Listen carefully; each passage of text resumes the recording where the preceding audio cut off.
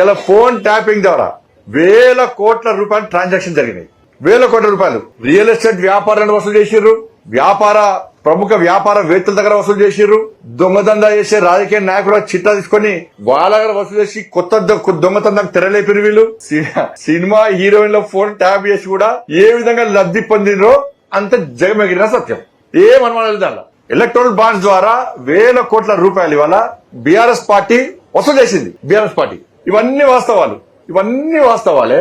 మళ్ళా తిరిగి కేసీఆర్ కుటుంబం ఫోన్ ట్యాప్ చేసిందని చెప్పి మేమంటుంటే ప్రజలు అనుకుంటుంటే ఈ ప్రభుత్వమే అన్నది. సాక్షాత్తు రాష్ట్ర ముఖ్యమంత్రి గారే నా ఫోన్ ట్యాప్ చేసిర్రు అని చెప్పి ముఖ్యమంత్రి గారే చెప్పారు. కేసీఆర్ కుటుంబం చేసిందని చెప్పారు.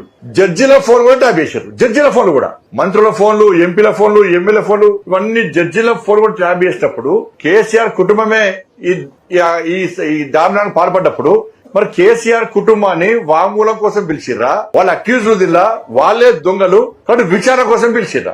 ఒక్క వ్యక్తిని అరెస్ట్ చేయకపోతే మీరు, ఒక్క వ్యక్తిని ఇంతవరకు ఒక్క రాజకీయ నాయకుడిని అరెస్ట్ చేయకపోతే